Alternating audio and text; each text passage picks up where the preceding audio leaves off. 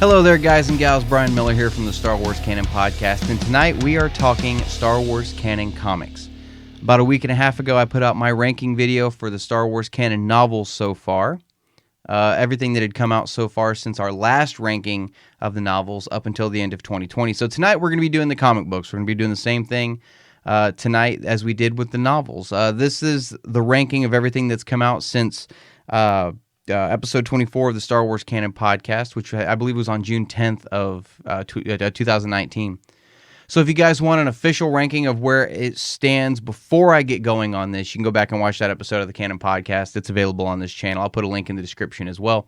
But this is going to be everything that has come out since then. And then from now on, like I said with my novel ranking video, from now on at the end of every year, we'll just do one recapping everything that's come out during that year. So tonight we're talking comic books. Now, some of the comics that I'm going to be including in this list are comics that were on the other list, the other ranking.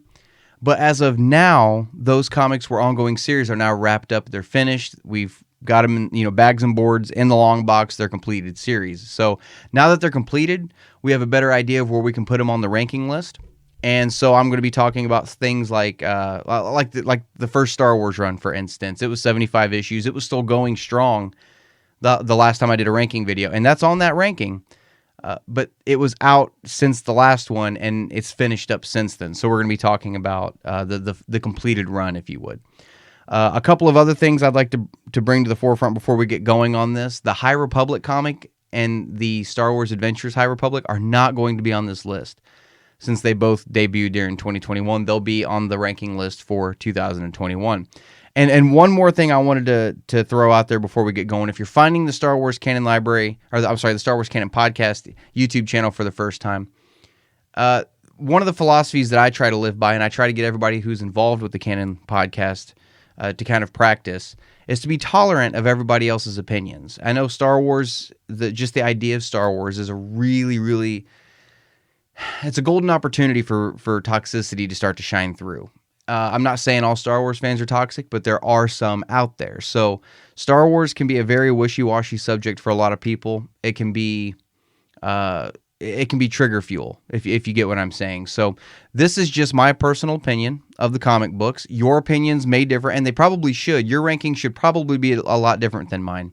One of the things I always say is if we always agreed on everything, what would we have to talk about? So, guys, this is just my ranking, and I look forward to sharing it with you. So without further ado, let's get into this, all right? I've got 15 titles that we're going to be talking about tonight. Actually, more titles than that, but let's call it 15 series, if you would. Because some of these series have got, multiple titles in them and whatnot. You'll get what I'm saying as we move along. So, matter of fact, this first one I want to talk about is one of those. So let's jump right into this. This video probably won't be as long as the novel ranking, but that's all right. Let's get into this. Number 15 on my list of comics that have come out since the middle of 2019 is anything, literally anything, that IDW has put out in Star Wars Adventures. Now, Star Wars Adventures has got several titles included with it, and some of them were all right. Some of them are pretty good, but but the rest of them, they kind of balance out and average out as still being at the bottom of the list.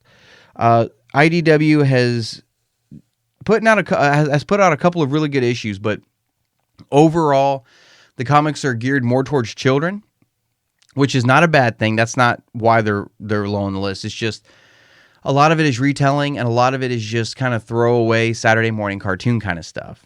Some of the titles involved with Star Wars Adventures is the first run of Star Wars Adventures, issues 1 through 32, I believe. And then now they're in the middle of, actually, I think they just kicked off a second run. They went back and started back at issue number 1. And I think the third issue has just released, if I'm not mistaken. But so far, we're 2 or 3 issues into the second run. They've also released a 3-issue title called Destroyer Down, a series of comics surrounding the story of the Millennium Falcon called Flight of the Falcon. They're doing a 2-issue run. It's a comic adaptation of the novel Smuggler's Run by Greg Rucka. They're doing a little comic adaptation to that. There was a 5-issue run of Clone Wars Battle Tales, which was pretty cool, to be completely honest. It picks up right before the events of the Clone Wars film in the series. And then we've had several runs surrounding Vader's Castle. We've had Tales from Vader's Castle, Return to Vader's Castle, Shadow of Vader's Castle, and I do believe this October we're going to be getting Ghosts of Vader's Castle. So they're really they're building an entire series, if you would, around Vader's Castle. So anything Star Wars Adventures is the lowest on my list. Everything else that has come out has been from Marvel, and even though some of it hasn't been the greatest, it still has that more adult vibe to it, and it's more towards an audience maybe that would relate to me a little bit more. So anything Star Wars Adventures. Now, the first Star Wars Adventures run, the issues 1 through 32, basically every issue was its own story, and it was split into 2 sections. There was the main story of the comic, and then it would tell a story surrounding this character that is a descendant of the children from the Wild Space book series, and he still has the droid Crater with him. But basically, they were like lesson stories. The droid would say, well, this person, you need to be more patient maybe, and then he would tell a story about a character that we know that, learned patience or something along those lines. Great stories for children, absolutely great. But some of them, most of them actually, were just a little too childish. Now, a couple of issues that really stood out. There was one issue that kind of followed Rey while she was on Octo 2, and there was a little bit of training from Luke, which was a great issue. It was a really, really cool one. And then there was a Clone Wars issue. I believe it was issue 13 or 14. I'm not entirely sure which one it was. But it was a Clone Wars story with Anakin and Padme, and basically Anakin puts on this disguise to kind of hide or try to infiltrate this I guess enemy organization. You guys, if you've read it, you know what I'm talking about. And basically the outfit looks just like Darth Vader. The helmet's almost identical. He's got the cape and the thing on the chest. It looks like Vader. It was kind of a cool little touch. It was a neat little comic.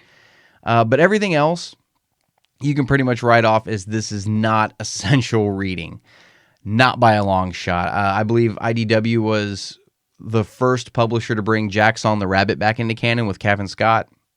So take that as you will with Jackson the Rabbit coming back in. That basically, for me personally anyway, should tell you everything you need to know about this comic run. But as of right now, we do have the second run ongoing. We're not entirely sure how long it's going to be going.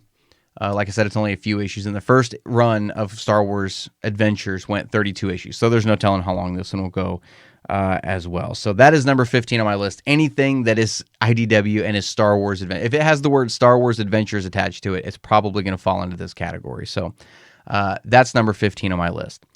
Number 14 on my list is the first Marvel comic on this ranking, and it's one that I feel like probably, if you read all the comics the way I do, you're probably going to agree with this one. Galaxy's Edge by Marvel. It was a 5-issue run. It came out in 2019. It takes place somewhere between The Last Jedi and The Rise of Skywalker, and it's just a tie-in comic to their theme park, honestly. This is a comic that came out right when Galaxy's Edge was opening up for Disney.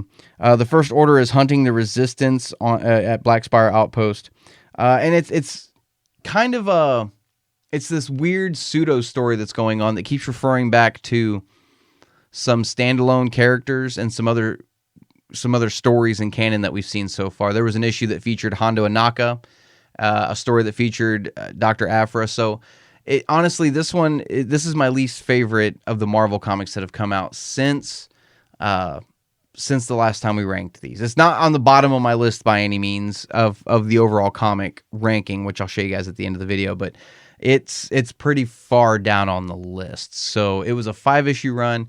Honestly, I was glad when it was over.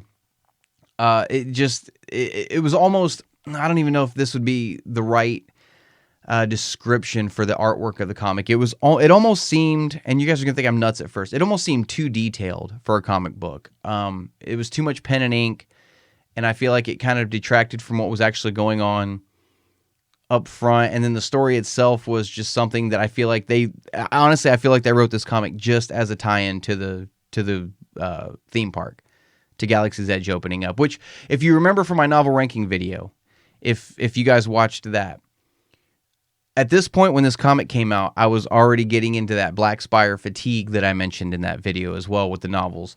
So that may have had something to do with me not enjoying this comic book as much. So maybe at some point I'll go back and reread it and maybe see if that had something to do with it. But as of right now, I had that Black Spire fatigue when I read this, so that probably didn't help at all. Was not a fan of Galaxy's Edge. But, like I said, you guys may enjoy it. You guys, this might be right up your guys' alley, so it's definitely worth checking out. Maybe pick up an issue or two of it. If it's not for you, you're not going to miss anything by not reading the rest of it. But if you like it, man, keep going with it. You might find a story that you really enjoy. So, number 14 on my list is Galaxy's Edge, numbers 1 through 5. Number 13 on my list is one that I think a few people may disagree with me with. Number 13 on my list is an ongoing series from Marvel right now, and it's called Bounty Hunters. Now, when Bounty Hunters was first announced, I was incredibly excited about this title. This is something that I was really hoping to get. And, this is before Boba Fett popped back up in The Mandalorian, when we knew he was getting his own series and whatnot. So I was really looking forward to this comic series. I really wanted to see more Boba Fett, which you do see more Boba Fett in here. You see more Dengar, you see more IG-88, more Bosk. But one of the cool things about this comic is that it brought a character from... it wasn't the first comic that this character appeared in as canon, but it brought a character in from Legends named Valance. And Valance is this ex-Imperial, half-cybernetic bounty hunter. And very, very interesting backstory. He had appeared in a couple of titles prior to this, and then this was basically his comic run. Once they kind of got his name back into canon with a couple of other titles we're going to talk about here in a minute, they basically gave him his own comic and said, run with it, and that's what this is now. Today, I read issues 7 and 8 of this comic, and I really like where it's going now that we've gotten into 2021. But for the first part of this comic, it started running, I believe, fall of this year. Of 2020. For that first story arc, I was not a fan of that first story arc at all. I couldn't get invested in the story. I just, honestly, I didn't care about what was going on. Things may pick up now that we've moved on and we're in a new year and a new volume. I guess you could say this is going to be the start of a new TPB volume. So a new story arc, perhaps, that will pick up. The original Star Wars run was the same way. The first couple story arcs were like, oh man, this isn't great, and then it kind of picked up and took off. So we'll see where this comic where this comic run goes. But as of right now, issue for issue for the year of 2020, it is number 13 on my list. It's pretty low, and I wasn't a huge fan of it. Matter of fact, I didn't even realize, because the comic was so all over the place for me. My pull file missed issue number 4, and I didn't realize it. I read issues 1, 2, 3, and then when I got issue 5, I started reading it. I'm like, and I didn't even realize it. It didn't even make it. I mean, if that tells you anything, I didn't realize I had skipped an issue at all. It was just, the story was kind of forgettable, and you kind of had to be reminded what was going on. And then I didn't realize I was missing issue 4 until I went to put them in my long box, and I went, oh crap, I'm missing something. And I ended up having to go back and get it.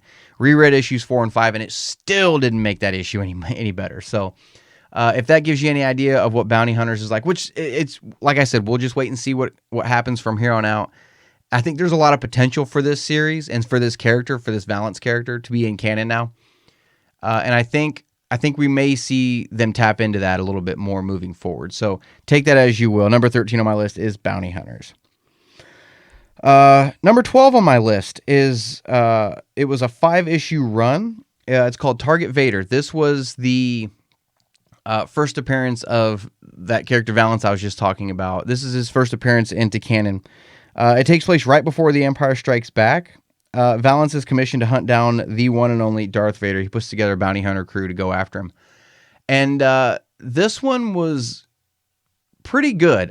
This was not a bad comic at all. Anything with Vader in it is awesome, but this was really an interesting comic because you saw the cunning of this character Valance and kind of his relationship with these other bounty hunters and basically how they planned on trying to take down Darth Vader.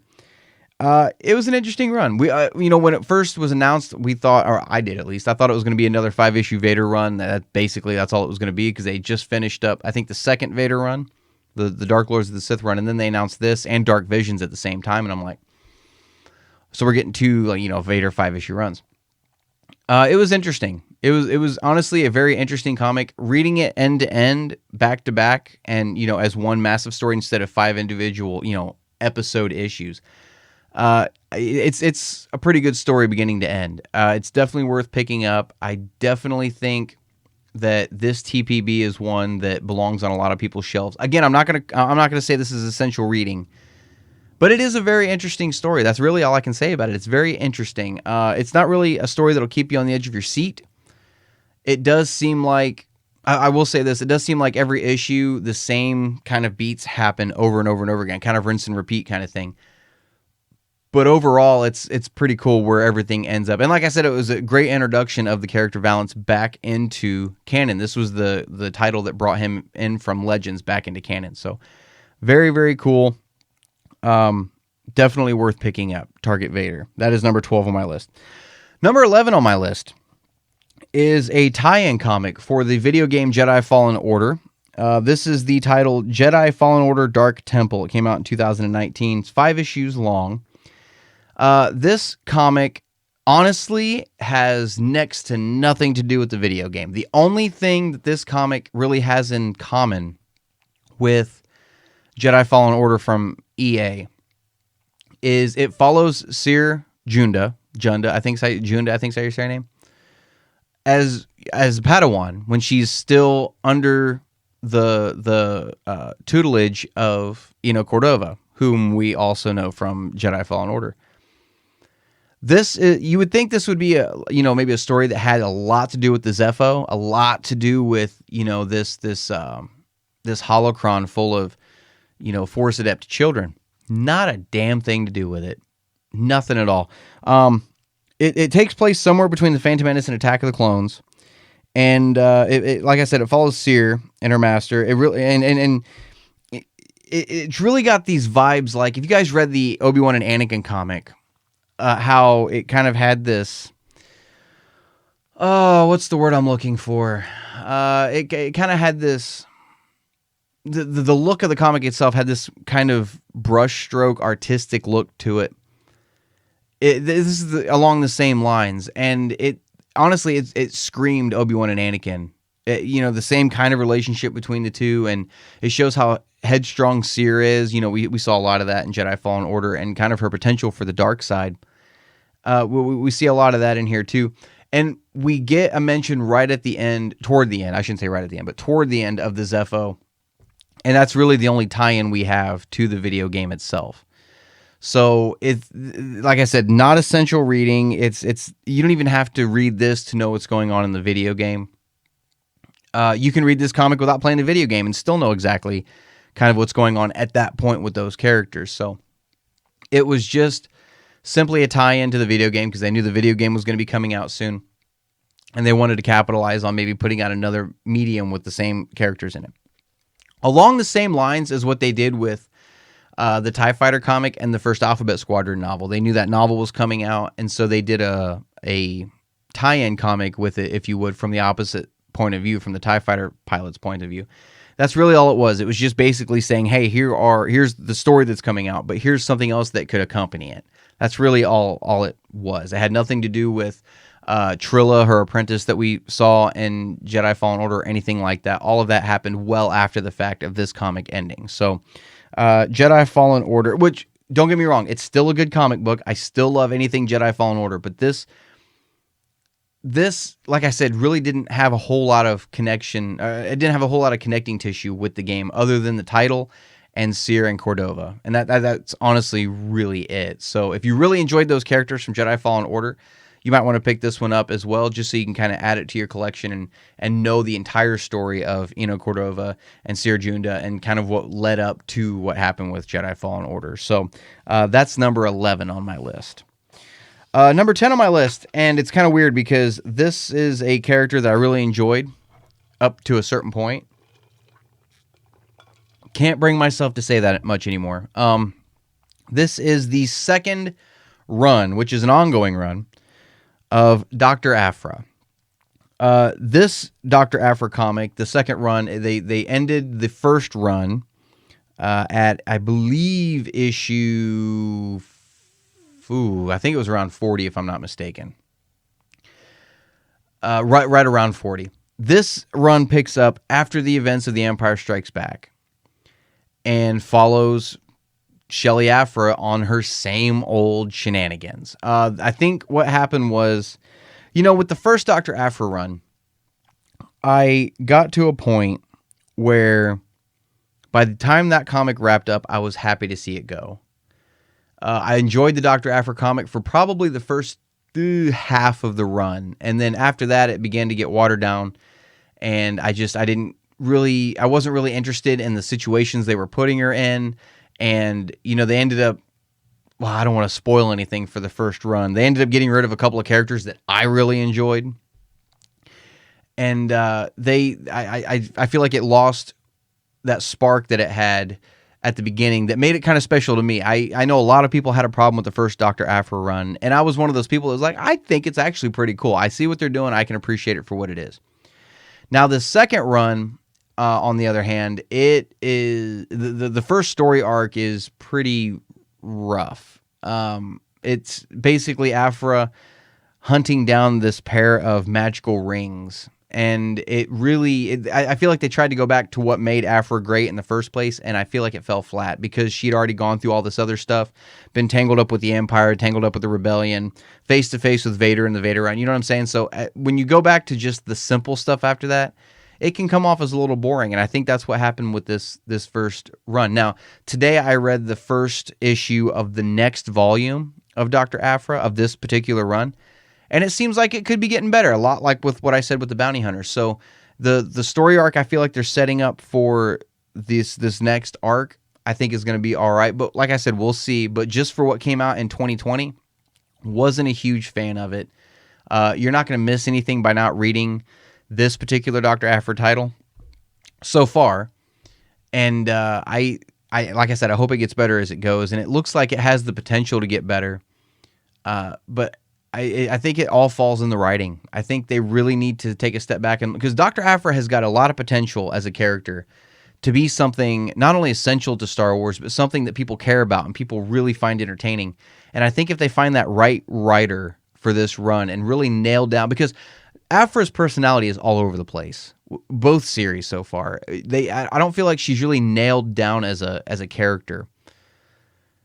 Granted, you have character development with people as they go through a story, but I don't feel like there's any development with Dr. Aphra. I feel like she's just staying static, and that static Dr. Aphra is just erratic, if you get what I'm saying. So I'm hoping that they can clear it up, and I hope the run gets better because, like I said, I really did enjoy her as a character at the beginning, and I would really like to be able to say that again. So number 10 on my list is Dr. Aphra, the second ongoing run, so we'll see where it goes from here.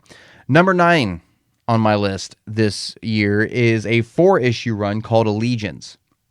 Now, Allegiance came out in 2019. It takes place right before the Rise of Skywalker. Basically, what's going on is Leia and the Resistance go to Mon Cala to try to enlist the Mon Cala's help in their fight against the First Order. A lot like the way she did in the classic trilogy, trying to get the Mon Cala to help them with their fight against the Empire. She needed ships, the Mon Cala ships for their fleet and stuff. And her and Rey and a delegation go to Mon Cala and are trying to get them to help her and to join the cause. But there are citizens of Mon Cala who remember the last couple of wars that have happened between the Clone Wars, the Galactic Civil War, and they don't want to get pulled into another one. And so they begin to try to sabotage the efforts of the Resistance of asking for help and trying to get the Resistance ships. At the same time, Poe and Finn are on their way to a very remote planet trying to find an old Resistance weapons cache, and they're being tracked by a set of smugglers. Like I said, it's only 4 issues long, and it said toward the end of it, see how the story ends in The Rise of Skywalker, and then they never even touched on what was going on in this comic. So this one, when I first started reading it, I was like, oh my God, this is going to end up being essential reading for anybody who really, really likes The Rise of Skywalker. And then by the time it was over, I realized there's nothing in this book that helps contribute to that story at all. As its own comic, though, as its own story, it's pretty good. It's a pretty good story. And I'm not a huge fan of anything that was, or any of the sequel films. You know that now. I'm not a huge fan of them.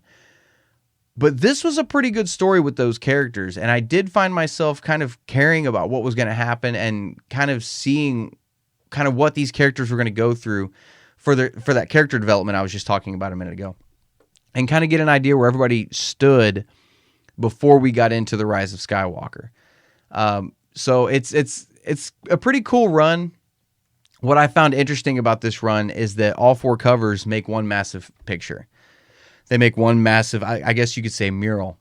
And that was something that I thought would have been really cool for another title we're going to talk about here in a few minutes. I mentioned it at the comic book shop that I pick up my comics, and yeah, that'd be awesome. So I'm glad they did it eventually with a series where the entire the entire mural, I guess, is split into 4 pieces, and that's the cover. So definitely worth picking up. I would pick this one up as a TPB if I were you. I wouldn't even worry about the 4 issues unless you're just interested in that 4-issue kind of mural art between the covers. But this is a pretty cool story. Even if you don't like The Rise of Skywalker, this is not a bad story to read for during that time period, during that era between The Last Jedi and The Rise of Skywalker. So number 9 on my list is Star Wars Allegiance. Number 8 on my list is a one-shot comic that came out in 2019 called Star Wars Empire Ascendant. Basically what Empire Ascendant is, when we started to get to this point with the comics where the Rebel Alliance was going to be fighting Hoth before long, and we were coming up on that capstone with the comics where it was going to be a major milestone point with all the comics where we get to The Empire Strikes Back. And we always talked about on the podcast and on YouTube videos of how we were, how they were going to handle The Empire Strikes Back when they got to that point, because that comic couldn't run forever. So the way they ended because I mean, at the time, for the time period between A New Hope and The Empire Strikes Back, the ongoing series we had going was, we had Star Wars completely bridging the gap. We had Vader bridging a part of it, the first Vader run, and then we had Dr. Aphra bridging a part of it. And basically what this comic is the kind of capstone to all of those comics, wrapping up to where they all converge into one point and we get into The Empire Strikes Back. The stories really have nothing to do with each other, but it kind of caps all of those off so that when we ended those series and we picked up with issue 1 on Star Wars, on Darth Vader, on Dr. Aphra, on Bounty Hunters, we knew where we were picking up at. And that's basically what this one shot was. It was split into a few different sections. And we had the Star Wars story that was getting wrapped up. They got to Hoth. We had the Darth Vader kind of wrap up, even though that series had already been wrapped up, but we kind of saw where he was at those times. It wrapped up the first Dr. Aphra comic, and it was kind of the intro for Bounty Hunters. At this point, we'd already had the Target Vader comic out, so we knew Valance was part of canon again, but this was kind of his story kind of kicking off, letting everybody know, hey, there's a Bounty Hunters comic coming. Valance is going to be the main character in it. He's going to be the star of this comic. And that's basically what it was. And I wasn't sure exactly how they were going to do it, and then that's what it ended up being. Kind of a cool read, to be honest. Aphra story is a little far-fetched. It's Star Wars. I know it's all far-fetched, but in the world of Star Wars, the Dr. Aphra story was pretty far-fetched. But it was a great capstone. It was a good way to kind of lead into what we could expect in this new set of runs. So everything going back to issue 1 and starting over. So Star Wars Empire Ascendant. Definitely worth checking out, especially if you've finished it. Even if you were a fan of any of these titles individually, if you really liked the Star Wars title, or if you really liked the first Dr. Aphra title, or if you're reading Bounty Hunters now and you really liked it, maybe this is a one-shot you need to go pick up so that you can kind of see how those series ended between A New Hope and Empire and kind of picked up, kind of where they left off leading into Empire Strikes Back. So, number 8 on my list is Star Wars Empire Ascendant.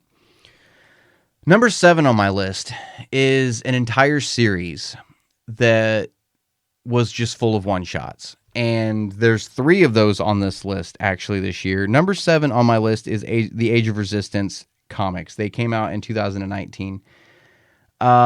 Leading up to The Rise of Skywalker. Now, what these comics were, we also had a set called The Age of Republic and The Age of Rebellion, and they started toward the end of 2018, and basically each, I think every 2 weeks we were getting a one-shot surrounding a certain character.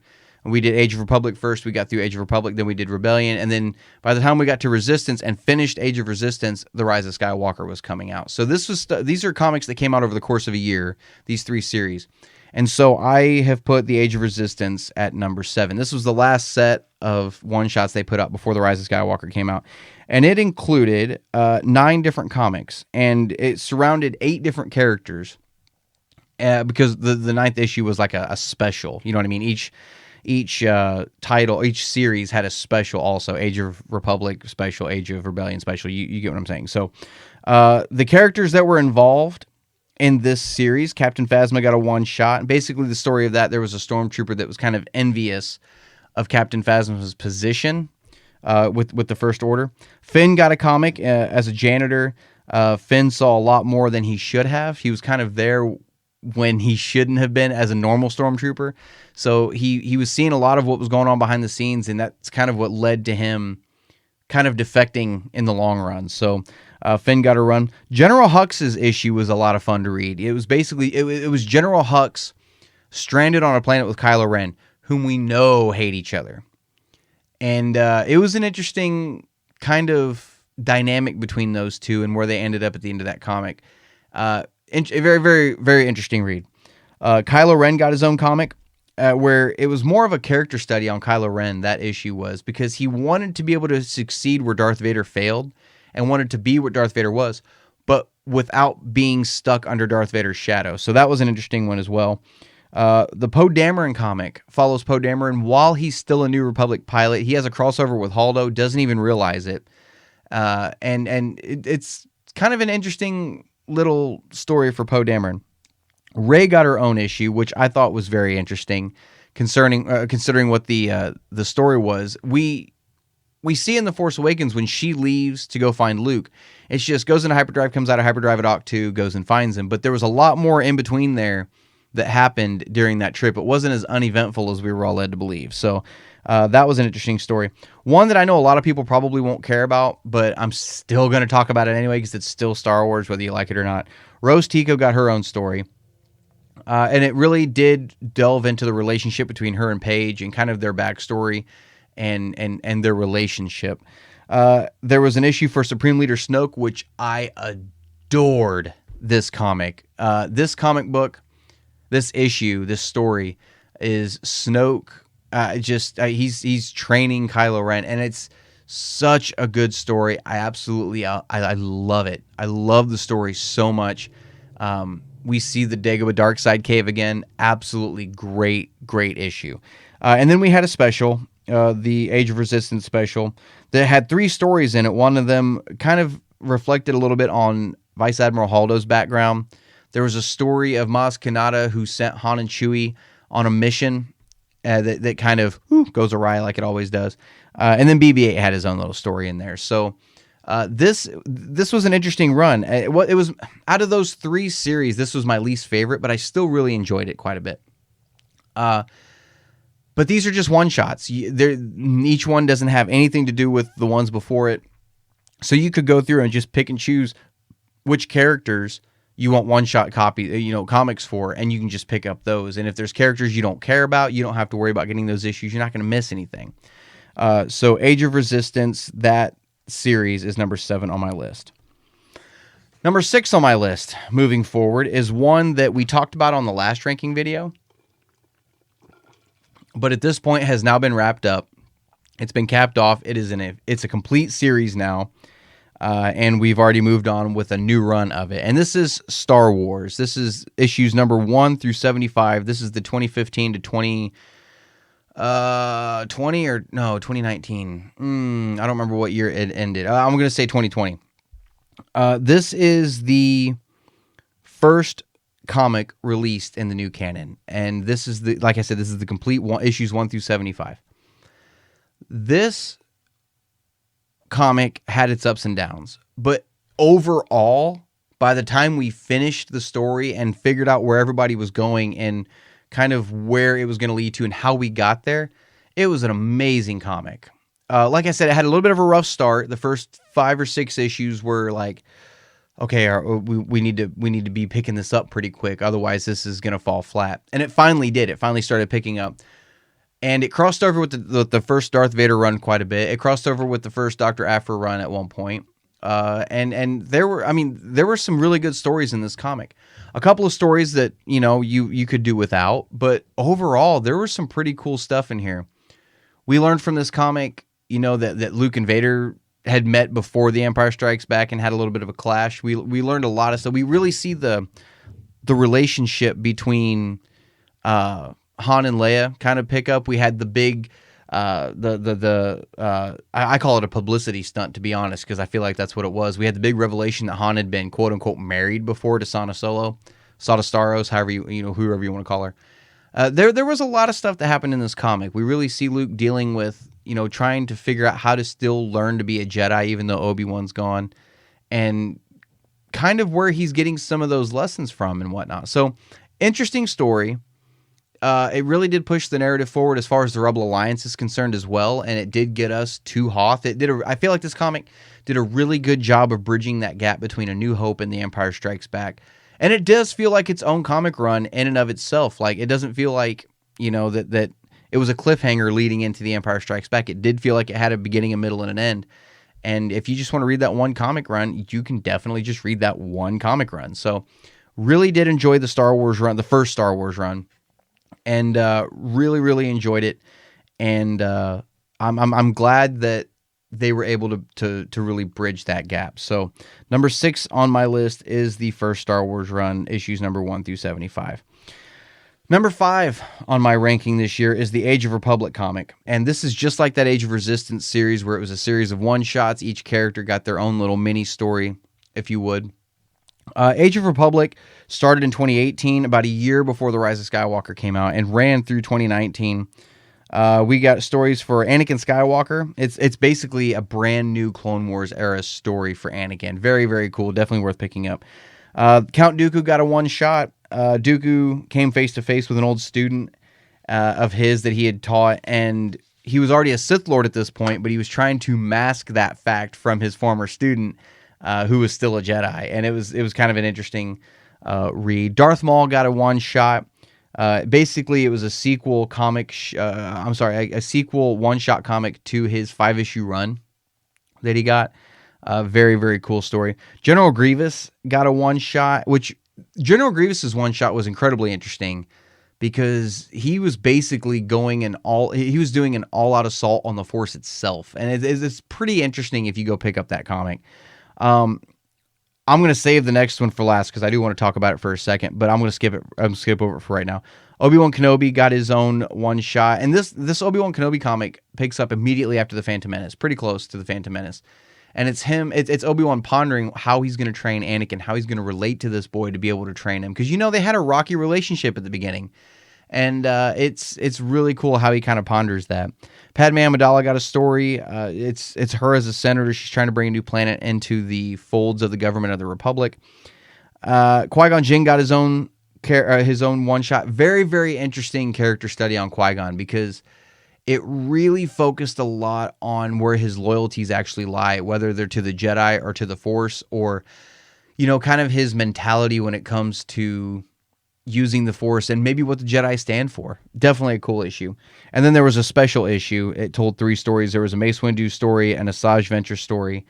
And yes, Jar Jar Binks got his own story in that comic as well. The one I wanted to skip over and come back to, Jango Fett got a one-shot comic in this run, and I absolutely adored this comic. It was Jango and Boba together, pretty close to the events of the Attack of the Clones. Before that, obviously, since you know how it happens to Jango in Attack of the Clones. But it was him basically teaching Boba this story about reputation, and you don't always have to be ruthless, but you do need to build a reputation. And Boba ends up learning this lesson, and it's very interesting on how it goes down, and the dynamic between those two and the way Jango taught Boba was so interesting. And I completely endorse, and I'm calling for a comic series of Jango training Boba. It doesn't have to be that long. We could do 12 issues, like what Kanan, the Last Padawan was. Run it for a couple of years, lead into Attack of the Clones, call it quits. But I would really, really like to see a comic following these two, especially Boba in that point in his life. We've got Boba in the Bounty Hunters series. Now we've got Boba post Return of the Jedi with the Mandalorian. I want to see Boba in those younger years being trained by Jango and see what kind of wisdom Jango could impart on Boba that kind of carried into what made Boba Fett Boba Fett. This was an amazing comic. This is definitely one that I feel like is essential reading for Star Wars fans. Very, very cool comic. Very cool issue. And I think anybody who's a Boba Fett fan or a Jango Fett fan is going to adore this comic, this one shot. So definitely go check that. If you don't check out any of the other comics in Age of Republic, go check out Jango Fett. That was a hidden gem, and I love that comic so much. It was so good. So Age of Republic is number 5 on my list. Number 4 so far on my list is Star Wars, the ongoing series, the second run. It started right toward the end of 2020. This is the same Star Wars run, started back at issue number 1, but it picks up after The Empire Strikes Back, and we're leading up to Return of the Jedi now. What's really interesting about this comic is it's basically replacing like where Legends Shadows of the Empire was. It's covering the same material, but in a different way now. And it's Luke dealing with the revelation that Vader told him, I'm your father. And it's Leia dealing with losing Han and even Luke dealing with losing Han and kind of where they go from there, learning to trust Lando after what he put them through on Cloud City. Because, we always said, how are you going to betray Han Solo to the Empire and then just become a general in the next movie with no explanation? You know what I'm saying? So this comic kind of bridges that gap and kind of explains some of that. And it's really good character development for Lando. And so far, I'm enjoying the crap out of this comic. I just read issue number 9 today. And I believe issue 10 is out, but I just read issue number 9 today. And this is a great comic. We find out during this comic some little bombshell bits. After The Empire Strikes Back, Luke and Leia went back to Cloud City with Lando. Luke was looking for his lightsaber. And Leia ended up getting frozen in carbonite herself. I mean, thawed out pretty quick, but she was frozen in carbonite herself. That's canon also. So this was a really interesting comic so far. Issue for issue with the first Star Wars run, it's leaps and bounds better. Issue for issue. If you put issue 1 to issue 1, issue 2 to 2, 3 to 3, issue to issue so far, it's better than the first Star Wars run in my opinion. But remember, like I said, that first run just had a rocky start and then it really picked up. So hopefully this one can really carry the baton and get us up to Return of the Jedi in a really cool way. And where we go after that, I don't know. Where the Star Wars comic is going to go after Return of the Jedi, who knows? We've got a 30-year gap there between 6 and 7 that we need filled. So maybe we'll see here in the next couple of years where it's going to take off to. But number 4 on my list is the second ongoing Star Wars comic run right now. Number 3 on my list this year is the other series of one-shots, and it is the Age of Rebellion. It came out during the course of 2019. It also has, how many is that? 1, 2, 3, 4, 5, 6, 7, 8 characters got their comics, but there are 9 issues. It did get a special as well. Boba Fett got his own story, which the Boba Fett story was interesting because we always see Boba hunting down our heroes. We always see him hunting down Han Solo or Chewie or whatnot. This time he was hunting down a villain, so it was a very, very interesting dynamic there. Darth Vader got a one-shot, obviously. You kind of see what happens to these Moffs when they think they can put Vader in his place. Didn't turn out great. I'm going to skip over this next one because I'm going to go back to it the same way I did the Jango Fett one. Han Solo got a one-shot. Basically, Han's getting ready to leave the rebellion to go pay off Jabba the Hutt, and Luke cons him into one more mission, and it ends up getting Han to stay. So that was an interesting one. Jabba the Hutt got a story. The Jabba the Hutt story really had this Godfather feel to it. It was a mob story. And I know that people don't like the words Canto Bight, but Canto Bight's involved in this story. It's really good, trust me. Between Tatooine and Canto Bight, very interesting one-shot comic. Definitely worth picking up. Lando Calrissian got his first one-shot. This is a lot of character development for Lando because this is where he really starts to develop a code of ethics, if you know what I mean. Luke Skywalker got a one-shot. And the Luke Skywalker one was really cool because it's after The Empire Strikes Back, and he's being tempted by the dark side. And not just the dark side, but he's being tempted by the Emperor himself through the Force. Very, very interesting dynamic there. Leia got a one-shot. she's got this comic takes place between Empire and Return of the Jedi. She has the Bausch outfit that she got from Maz Kanata. But in order for her to be able to sell the fact that she's Bausch, she has to prove that she's, prove, quote unquote, that she's a bounty hunter to somebody like Bosk, to have some credibility, to be able to walk into Jabba's palace as a bounty hunter with Chewie.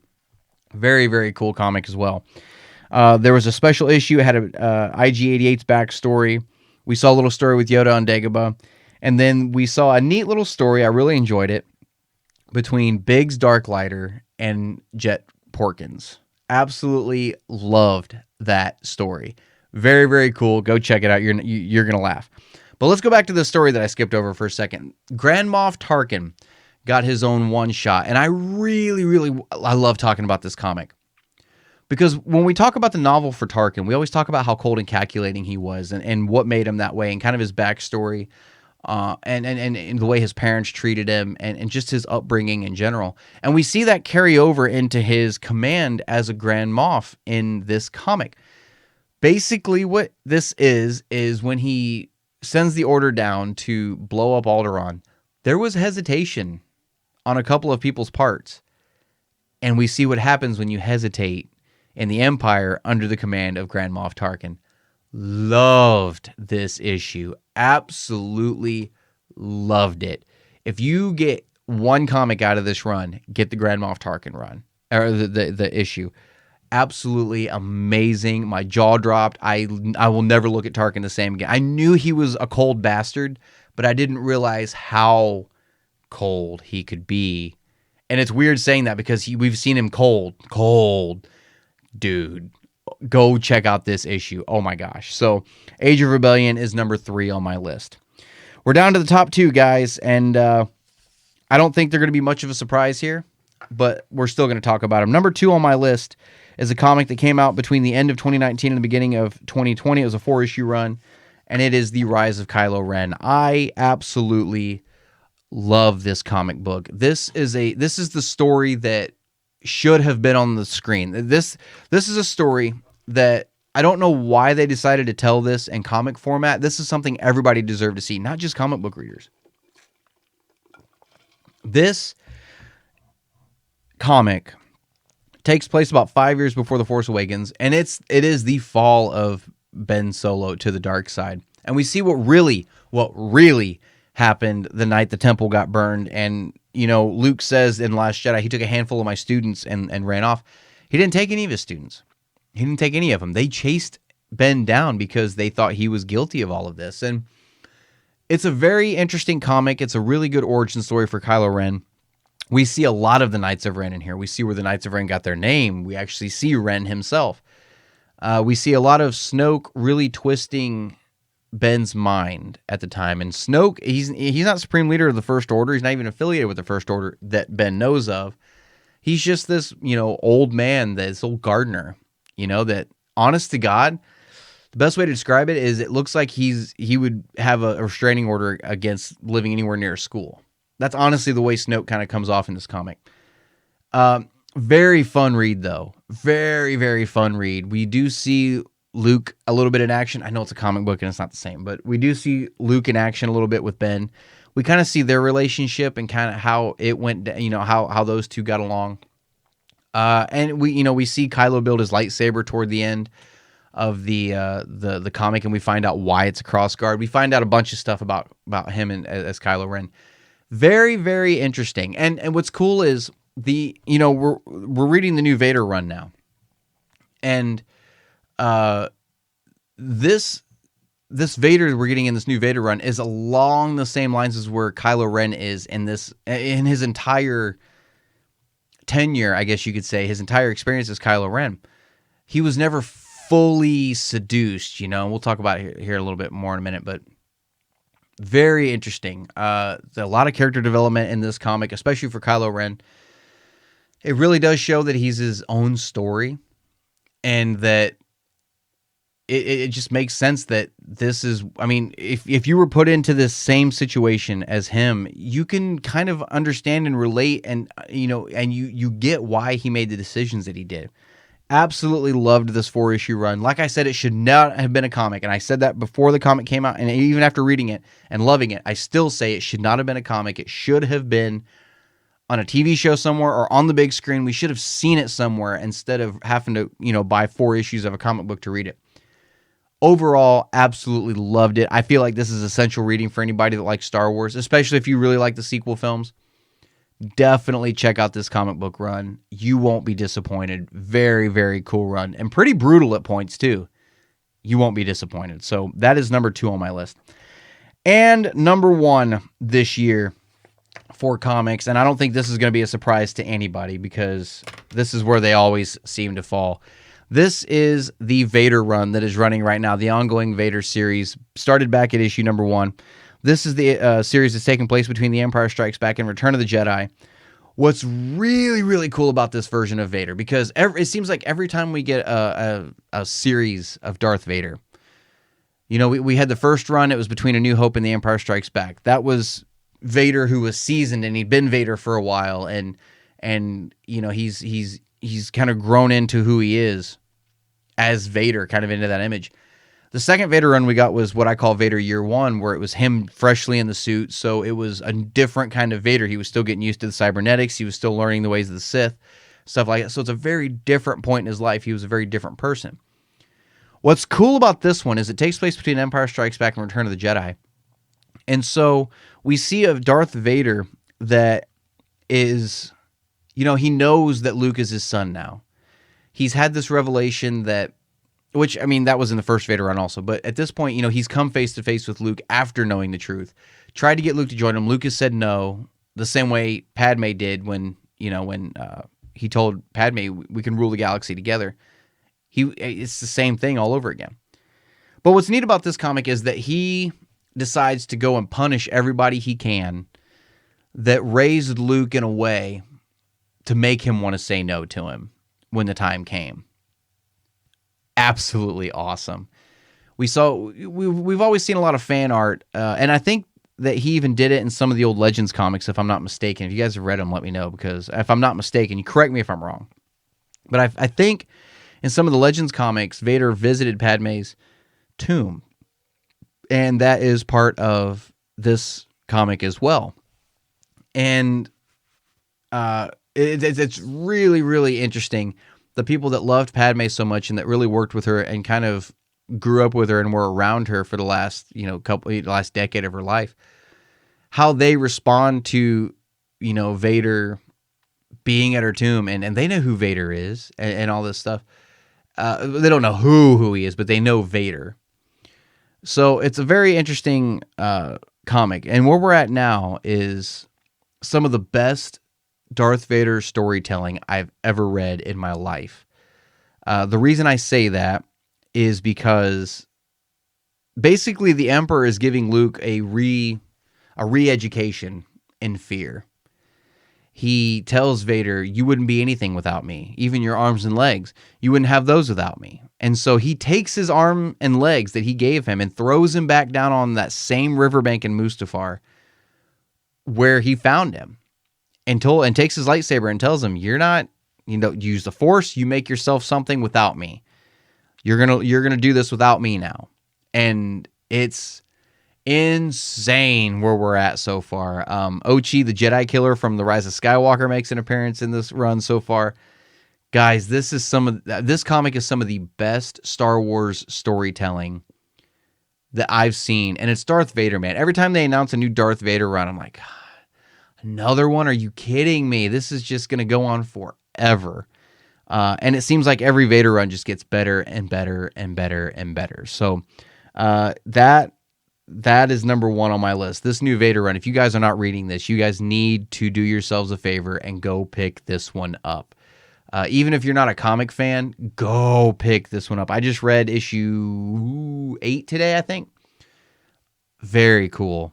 Very cool. Some heavy tie-ins with The Rise of Skywalker as well. So definitely go pick that one up. So that is my ranking of the comics that have come out since the last time I ranked these. Next year, I'll be able to sit down and we're just going to do comics of 2020. And I think this year, because it's 2021 now, I think when we do the comic ranking in December of this year instead of doing individual comics or titles, because story arcs can kind of waver back and forth with titles. I think that's how we're going to rank these. So instead of titles, we're going to be going by, I guess you could call them TPBs, but by story arcs, by volumes. So that's how we're going to be doing the comics from now on. And I'm really looking forward to it. If you guys are interested where these comics fall on the overall ranking, in my opinion, I'll put that up for you. The ones we talked about today are highlighted so you can kind of see where they fall and what the ranking looked like beforehand. So remember, guys, that is just my opinion. I hope your opinion is different than mine. Like I said, otherwise, what will we have to talk about? I'm really excited to see what you guys think of this ranking. Drop your rankings in the comment section below. Let me know what you guys think of these comics so far. Let me know what you're enjoying, what you're not enjoying, what did it for you, what didn't do it for you. And keep the conversation going. Keep it civil, please. That's all I ask, is keep the conversation civil. But absolutely, man, let me know your comic rankings, and let me know where these fall on your list. So, guys, that is going to do it for today with this year's comic ranking video. I'm very happy I was able to put this out for you guys. I'm very happy you guys were asking about it, and that you guys were interested and what kind of what my thoughts were on it. So, guys, until next time, this is Brian signing off, and may the Force be with you.